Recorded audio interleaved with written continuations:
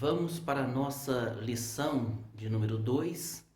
Quem era Jó? Então, a lição de número 2 do quarto trimestre está uma bênção, viu? Então, quem era Jó? O nosso textuário diz: havia um homem na terra de Uz, cujo nome era Jó, e este era um homem sincero, reto e temente a Deus, e desviava-se do mal. Está em Jó capítulo 1, versículo 1. Verdade prática. Quem zela por um caráter irrepreensível obtém testemunho acerca de sua integridade. A leitura bíblica em classe se encontra em Jó, capítulo 1, do versículo 1 ao 5. O objetivo geral dessa lição de número 2 é demonstrar que Jó foi um homem rico, mas que, diferente dos demais, tinha um caráter íntegro. O primeiro tópico dessa lição, o título é Um Homem de Caráter Irretocável. No item 1 diz íntegro, sincero. No item 2, reto. E no item 3, temente a Deus, desviava-se do mal. Então, vamos lá.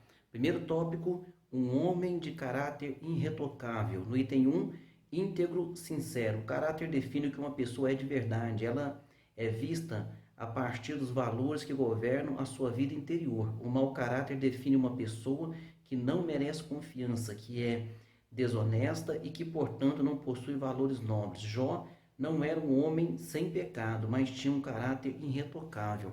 Então, Jó não era isento de pecados.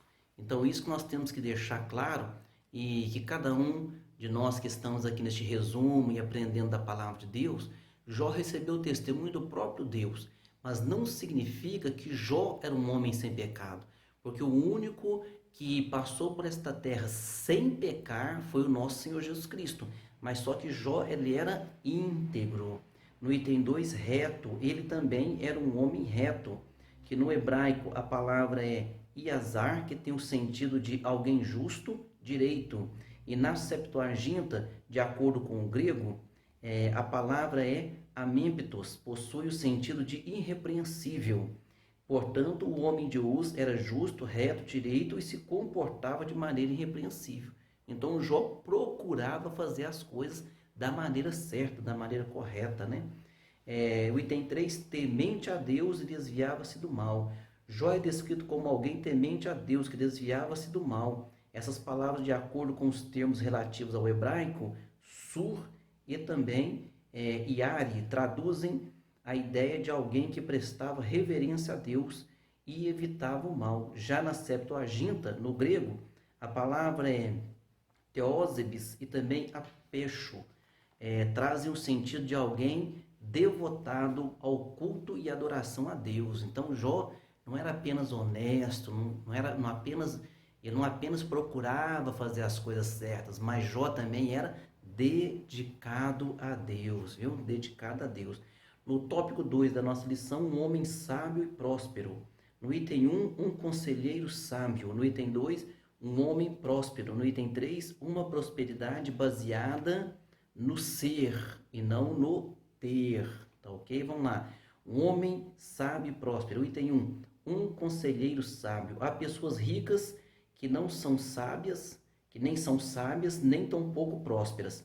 Possuem conhecimento, mas não entendimento. Riquezas, mas não prosperidade. Então, Jó, quando diz a Bíblia ali que ele era o maior que havia ali no Oriente, né, maior do que todos do Oriente, não quer dizer apenas em riqueza, mas quer dizer no conhecimento, em sabedoria. Ele era tido na sua região ali como o homem mais sábio. Então, a pessoa pode ter riqueza e não ter a prosperidade. Por quê? Porque ele tem o bem material, ele pode comprar as coisas, mas ele não consegue estar satisfeito com aquilo que ele compra. A prosperidade é, antes de mais nada, estar satisfeito com o que tem. Paulo escreveu isso: aprendi a contentar-me com o que tenho. No item 2 aqui da segunda parte, um homem próspero. O homem de Uz não era apenas rico, mas sobretudo próspero. O texto sagrado destaca que, além de sua esposa, ele tinha 7 filhos e 3 filhas. Para os padrões da época, possuía uma família com formato ideal. Ele também era um fazendeiro bem-sucedido. Em sua fazenda havia 7.000 ovelhas, 3.000 camelos, 500 juntas de bois e 500 jumentas. E tinha também muitíssima gente a seu serviço. Então, ele era um homem próspero. Então, nós não podemos confundir riqueza com prosperidade. Há pessoas que têm muito pouco, mas que são prósperas no seu coração, no seu sentimento, vivem uma vida de alegria, contente com aquilo que tem. Tem pessoas que são riquíssimas, mas nunca ficam satisfeitos com aquilo que tem. Sempre quer mais, mas não é o problema de ter mais. O dinheiro pode até comprar, mas não traz, satisfação para a sua alma, para a sua vida. No item 3 aqui da segunda parte, uma prosperidade baseada no ser. Jó, portanto, possuía um grande patrimônio, uma bela família. Sua prosperidade se refletia na relação harmoniosa entre ele e sua família. Seus negócios, sobretudo Deus, não era uma prosperidade estabelecida somente em ter, mas principalmente em ser. Então não é que Jó tinha muitos bens, ele tinha mesmo, mas ele era um homem que tinha essa alegria, essa satisfação, tinha uma comunhão intensa com Deus, né? Um homem muito sábio. E a gente vê durante a luta, as provas que ele passou, como que Jó manteve a sua integridade, né? Na parte última aqui da lição, na parte 3, o título, um homem de profunda piedade pessoal. No item 1, um homem dedicado à família. No item 2, um homem de moral e piedade. No item 3, um homem de vida consagrada. Vamos lá, terceira parte da lição, um homem de profunda piedade pessoal. O item 1, um homem dedicado à família. O primeiro capítulo de Jó diz assim, ó: e iam seus filhos e faziam banquetes em casa de cada um no seu dia, e enviavam e convidavam as suas 3 irmãs a comerem e beberem com eles. Olha o que nós precisamos entender nessa passagem. O ambiente descrito aqui é de uma família em harmonia, que de forma feliz festejava a vida. De forma alguma, o texto sugere dissolução, bebedice, glutonarias e licenciosidade nessas comemorações. Eram confraternizações feitas no ambiente familiar. Então eles não se juntavam para encher a cara, para beber, para farrear, no sentido que as pessoas muitas vezes podem entender. Quando vai para uma festa, eu vou lá que eu quero farrear, eu quero isso. Não, eles sempre eram um ambiente bem familiar. E sempre faziam festa, você imagina, 10 filhos. Então durante o ano são 10 aniversários. Mas o pai e a mãe já são 12 aniversários, fora outras comemorações que eles poderiam fazer, né? No item 2 aqui da última parte, um homem de moral e piedade. Jó foi um homem que possuía uma forte moralidade e uma sólida espiritualidade. Além de seu caráter irretocável, o texto deixa claro que ele tinha uma vida piedosa. Essa piedade está presente não apenas nos primeiros capítulos, mas em todo o livro. Então Jó, ele era piedoso, e também nós observamos que ele era tido naquela região como um conselheiro, como um sábio, né? As pessoas então procuravam ele. No item 3 aqui da última parte, um homem de vida consagrada. A piedade de Jó estava evidente no cuidado espiritual que ele tinha com seus filhos. Jó sempre orava por eles. Olha o que acontecia, quando eles se reuniam, faziam suas festas, Jó diz o seguinte, que sucedia, pois, que tendo decorrido o turno de dias de seus banquetes, porque as festas não eram apenas um dia, tinha festa que demorava vários dias, né? Uma semana de festa e assim por diante. Então, quando terminava essas festas, ele enviava Jó e o sacrificava, e se levantava de madrugada e oferecia holocausto segundo o número de todos eles. Então Jó orava por cada um deles. Jó fazia o sacrifício por cada um dos seus filhos, porque dizia Jó: porventura pecaram meus filhos e blasfemaram de Deus no seu coração?